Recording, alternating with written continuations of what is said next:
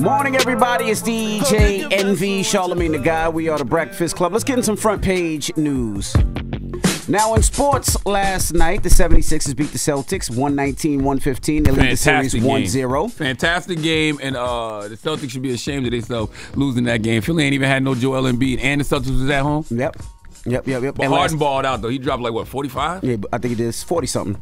And last night, also, the Nuggets beat the Suns 97-87. They lead that series 2-0. The Suns will get a game.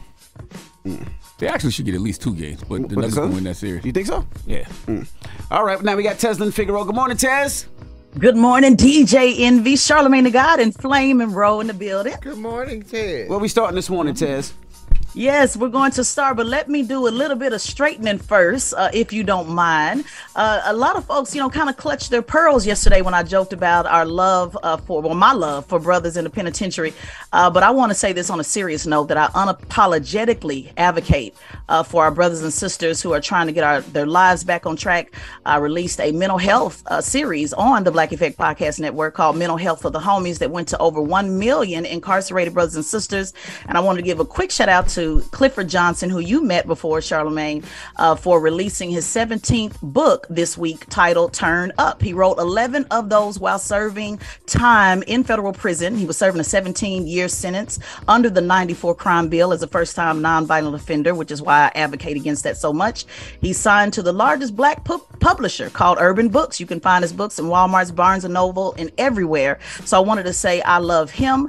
I love anybody that has been incarcerated, trying to get their life back on track. So get his book called Turned Up. And also, family, remember, do not turn your nose up to our brothers and sisters, because you never know when you can have the tables turned on you. Now let's get to some front page news.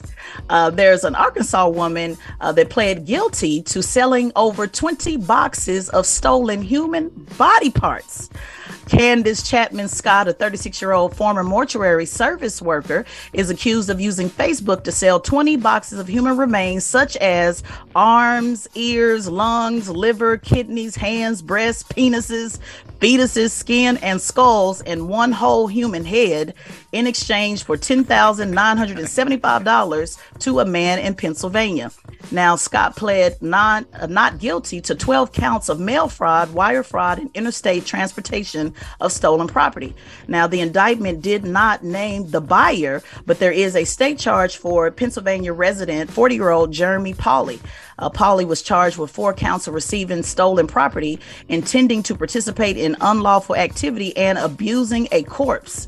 Now, authorities found out about this because someone reported human organs and human skin resting in 5 gallons of, I guess, some type of solution in Pauley's basement. So he was, I guess, on some Jeffrey Dahmer type of stuff. She gonna put the sex toy business out of business, baby, because you selling all them body parts. People be attracted to all different things: feet, hands, arms. You tell me I could buy an arm for insertion? Oh my God! What do you do with body parts though? Like, I mean, it might be like on some Get Out stuff. Right. They might really use the body parts and put them on their bodies. Who knows? Or they might be tasty. Or they might be using them for research. For like a doctor or something, because you've seen that on SVU, they use them for research because they want. I think it's the way they get the body. They still need it warm. So if it's a cold body, but if you get a fresh arm, even like Frankenstein, you got to get a fresh body. Sound like a delicatessen for cannibals to me. Oh yeah, cannibal. That's what it sounds like. What else we got, Tess? I know. Well, we also have Republican Arnold Schwarzenegger said that there is no way Donald Trump can win. Take a listen. You think there's no way he would win again? No. What if he did? What is if it is a hypothetical question? But I can guarantee you that he's going to go maybe get the Republican nomination. Then when it comes down to the actual election, there's too many people now that have seen what he did as president that I think when it comes to the majority on election day, I think they will see the difference between one or the other. And believe me, I'm not the first one to say, hey, this is really great to have Biden back as president. No, but there's just no better option there, the way it looks right now. First of all, he sound high. Oh my God.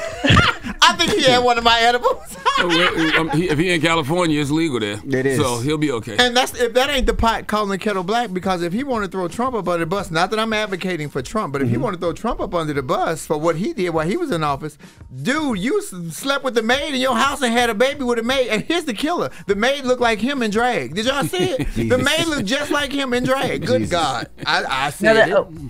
Now, what is so interesting is, and we talked about this before on Front Page News, that an NBC poll found that 70% of Americans, including 51% Democrats, do not want President Biden to run again, and 60% don't want to see Donald Trump run again. So this is really going to be an interesting campaign season to have two candidates. If of course, if Trump, he has to get the nomination, stay out of jail and actually get the nomination, even though he can run from jail. But this is going to be very interesting to see, what the motivation will look like when you have two candidates that folks really don't want to see run. And that's the importance of why we need something different. We need a third party in this country. We need another option. Yeah. Because if you got two candidates from either party that nobody wants to run, and it feels like it's been like that the last couple of elections. I'm shocked that a third party candidate or one of the Green Party hasn't been able to sneak up at least capture the attention of the people over the last couple of elections.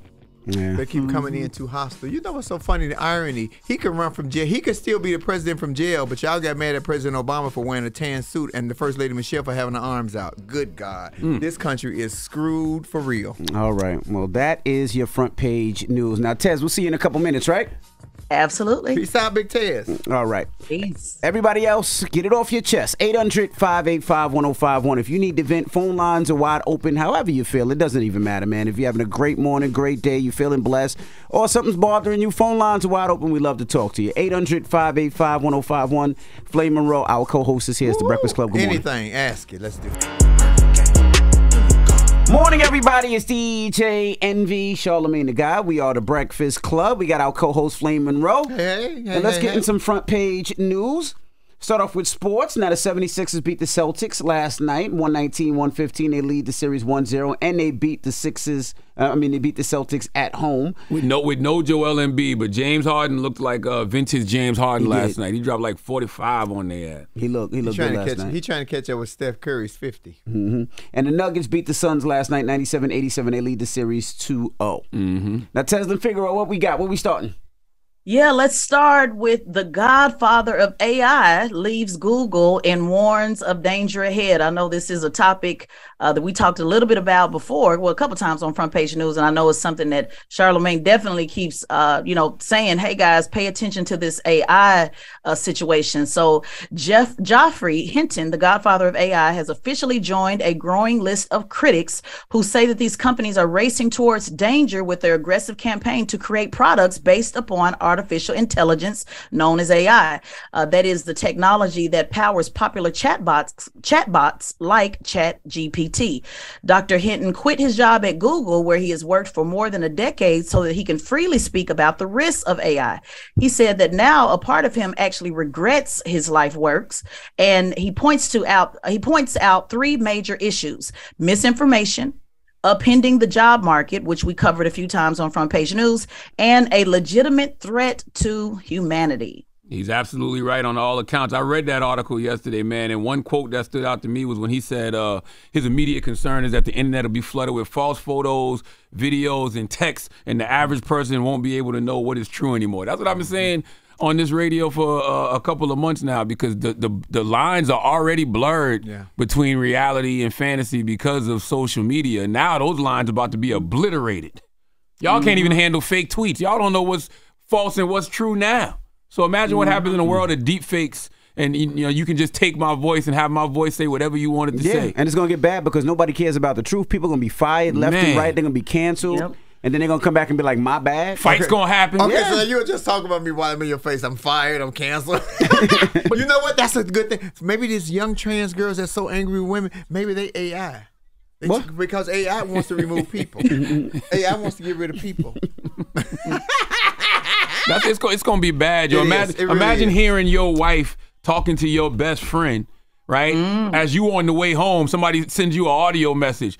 You walk in the house wilding. You might see your best friend swing on him. He has no idea what's going on. And by the time you figure out it's not real, it's too late. Damage is done. That's right. This is going to be bad. Is it beyond us canceling that? AI? Is it beyond? Yes. Are we past the point of no return? Yes, yeah, I think so. don't think you can put the toothpaste back into YouTube at this point. Nope. Wow. What else we got, Tez? Okay, guys, Florida principal was fired after showing students David. Hope Carasidro, a Florida principal, was asked to resign after 6th grade students were taught and shown a picture of Michelangelo's David statue. She went to Italy to see the statue in person. She took a photo and she wanted to come back and show the students. She said that David was magnificent in person and all students should study the Renaissance, not only the art, but understand the history as well. Well, the problem was she did not send out a letter to ask for permission from the parents to show the naked statue. For those who are not familiar with the statue of David, she thought that she sent it out, but she did not. So 3 parents were upset. One of the 3 of the parents called it pornographic, and as a result, she lost her job. So I wanted to ask you guys, we all have children, and we know there's such a shortage, in teachers. And do you think, this was an honest mistake? Should she have been fired? Was it too harsh? Porn? What age group again? 6th grade.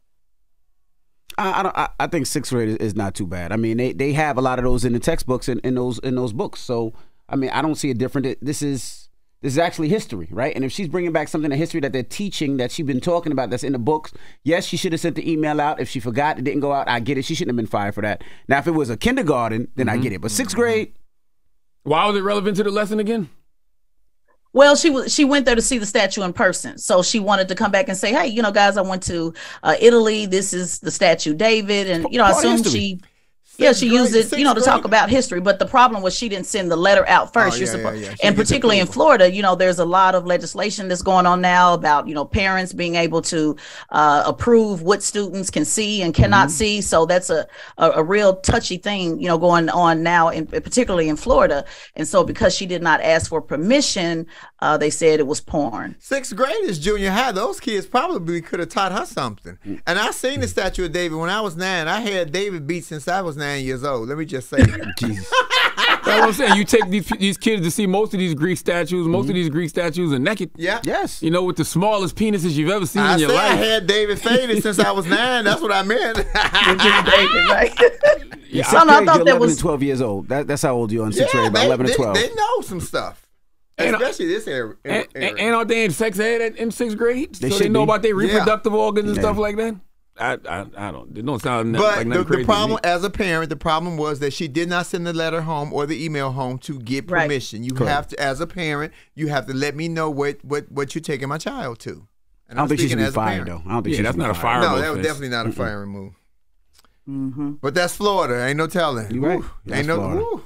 All right. Well, that is your front page news. Thank you, Tez. And make sure you subscribe Absolutely. to Tez and Figaro's podcast, the Straight Shot No Chaser podcast on the Black Effect iHeartRadio podcast network. All right. Now, when we come back, Jadakiss and his new artist, Millie's, will be joining us. He has a label, So Raspy, and we're going to kick it to both of them when we come back. So don't move. It's The Breakfast Club on BET. Woohoo! Wake that ass up. In the morning. The Breakfast Club.